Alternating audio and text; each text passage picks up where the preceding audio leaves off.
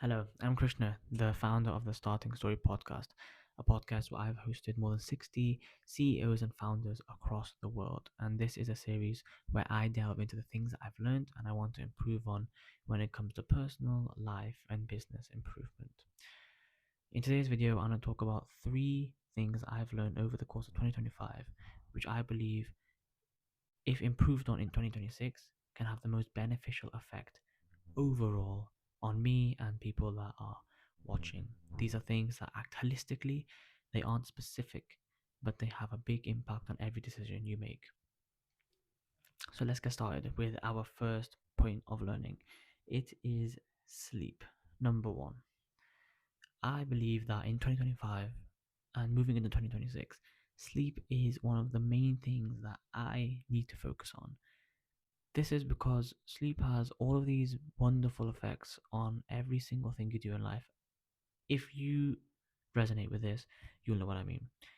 If you wake up in the morning and you've not got a clear view of the day, or throughout the day you notice your energy is all over the place, or maybe throughout the week you notice you're not getting things done like you plan to, you're not having those sparks of ideas, you're not able to take the right decisions, you're falling victim to your mood swings, all of these things are linked to your sleep, whether you want to admit it or not. During sleep, scientifically, your brain flushes out loads of toxins and proteins and things that basically clog it up. And that's just one of the hundreds of things that happens. But it kind of explains why when you're out there grinding or hustling or trying to make a day work on 6 hours of sleep, it's just not possible. You struggle, your body struggles, and it tries to tell you that, but we kind of move forward, don't we? But I want to focus on sleep because even as holistic as it sounds, it has such an impact on every single thing you do in the day going ahead that it's not one to be ignored.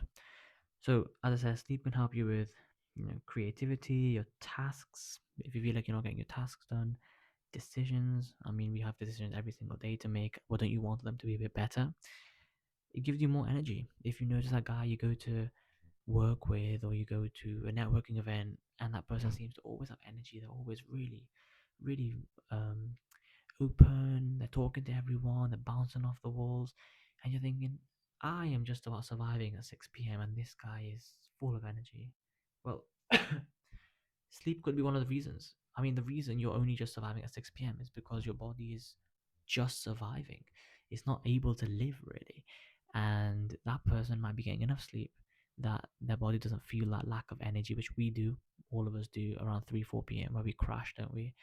And that person can enjoy the energy that comes out of it. And that's just energy into the public settings, but even personally, wouldn't you want that if you're getting some work done, you can do it with a bit more energy? You feel like your brain's sharp, you're able to take this critical thinking, you're able to make the progress you want to make. Isn't that what we would want to do? To build on that, I want to kind of improve with my sleep hygiene, with my daily routines, making sure I'm getting some screenless time before sleep, and making sure I'm building a good habit to try and enjoy sleep and get a better quality. Number two is this. Now, this looks like a upside down Christmas tree. I promise you it's not.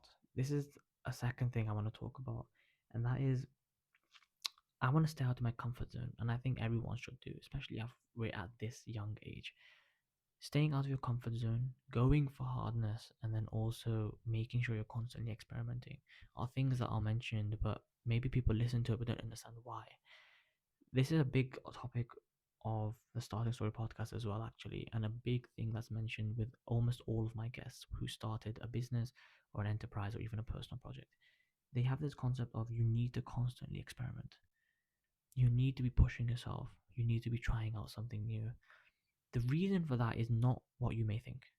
You might think the reason for pushing yourself is to make you a better person, it's to unlock a stronger character, it's to give you more skills.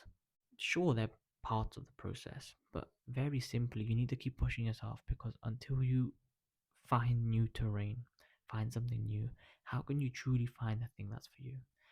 You may think at this point right now, wherever you're a uni student, working, apprentice, whatever you're at, your goal right now might be anything. But that goal, especially in this time of a volatile world, would probably change in the next year, in the next 5 years, in the next 10 years. Your goals will change. You'll realign your purpose. And you realign your purpose based on the data available to you. So you based it on what was the thing that I find most fulfilling, what's the thing that gives me the most money, what's the thing that unlocks the most doors for me. These kind of things give your brain the data to understand how do I realign my purpose, my goal. Your life will change. You need to be able to change with it. So one part of that process is constantly experimenting. As you can see here, I mean, this is just let's say this is a random person. He decides that he's going to um, try 6 different things. He finds 3 of them work, 3 of them don't. Okay, no problem. He then pursues the 3 that did work, and he adds on another 2 things. Again, 3 work, 2 don't. Okay, we move on. 3 work, 1 doesn't. And then finally, we can find the one thing that ticks all our boxes. The reason there's 3 ticks there because it might tick different things. Everyone has different goals, and even the goals aren't just one thing. You might have a personal goal, a hobby goal, or any kind of goal, right? So that's what these ticks are there for. Only by experimenting can you find the thing that works for you. That's what I want to really lean into in 2026, pushing myself, constantly thinking, is this hard? Is this making me think out the box? Is this something I would find slightly uncomfortable? It is, therefore, it's probably something I should do. I'm playing it that way. And then finally, number 3 is kind of 3 set things in itself. But the whole concept is you need to cut yourself some slack. We constantly think that hustling or working harder is what's going to get us to our goal. And there is some logic to that on a shallow level, but on a deeper level, there's not that much logic to that. Because hustling and working hard will mentally make you feel like you're getting to the goal, but it won't actually get you to the goal, especially if your goal is linked to something like fulfillment. What's going to give me the most happiness, going to make me feel the most alive, give me the most energy. And it's quite interesting, right? Because online you see all these people saying you need to work harder, you need to spend less time sleeping, you can sleep when you're dead. These kind of almost toxic hustle culture quotes things, and it's not something to be ignored. It's just you need to see in a different light as well. Because realistically, even if you had $1 million today, but you hadn't changed the way you think about yourself, you would still be a depressed billionaire. If you have a family right now, if you're planning on having a family, if you're planning on building something, and I suddenly gave you $1 million, if that was your goal to make money, everyone's goal is to make money. If I give you $1 million, but you've not worked on yourself, you've not worked on seeing the world more beautifully, you've not worked on trying to grow the relationships around you, then you're gonna be a lonely, bored, and sad millionaire. What's the point, right? So my concept here is split into 3 parts. One is you are not as bad as you think. Truly. You might think you're lacking in some way, you're constantly disappointed, you're not able to get the things that you want to. It's okay. You're not as bad as you think. You have achieved more than you possibly would have thought you can. And if you just reflect yourself from now to a year ago, you would have done a lot more than you thought possible, even if it's not all the goals achieved. Life is a marathon. You can't achieve everything in one go. And that's not an excuse. I'm not saying use that as an excuse. I'm saying use that to validate yourself and then keep moving forward in a positive light rather than constantly every day being in self doubt and neglect just because you didn't achieve the 10 tasks for the day.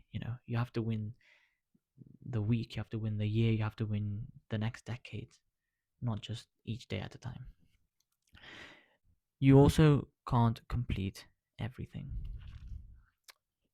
The reason for this is it's impossible. Naturally, if you're an ambitious person, you're going to set yourself a lot of things on your to-do list. And naturally, when you don't get them done, you're going to think, well, what a failure. I didn't get those things done. That's not feasible. You can't complete everything. And then third of all, you don't have all the answers. And that's not something to be afraid of. You're not an expert in life. No one really is an expert in life. Everyone's is their first time living at the age that they are right now. Even the business people you see who are really big online and in the politics or whatever, half the decisions they make, they don't really know what the outcome will be. It's just an educated guess. That's the best we can do as humans. And you can do the educated guess. Now, you have less education if you class experience as education. So your guess is going to be slightly less experienced. That's not a bad thing, though. That means it gives you liberation. You can try something new without feeling like you have experience that you need to kind of withhold. So you don't have all the answers. That's not a bad thing. But it does mean that whatever experience you do have, you can use it to your benefit and try to make the best decision. And finally, if I had to put it all into, sum it all into one thing, I'd say when you look back in the future, 10, 20, 30, 40, 50 years later, and you look back at these years you're at right now, you didn't really have it all figured out right now. You didn't have it all sorted. You didn't know all the answers. You weren't prepared for what's coming.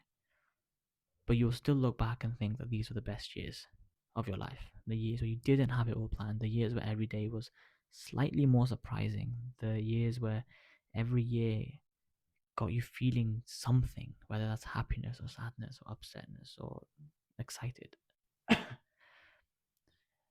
Because later on, when you do have something figured out, then it's just grind, right? Like, let's say you figured out that I'm going to start this business, and then you're in the same business for 20 years. You'll look back and think, you know what, actually, the years where I was trying out 10 different business models and they all failed was kind of more exciting than just sticking to the one and seeing it for 20 years as a career. So enjoy these years. And that's what I'm telling myself. I'm telling you, these years we have are so precious. There's no point wasting them to sadness. So let's enjoy them. And here's to a better 2026. Thank you for watching.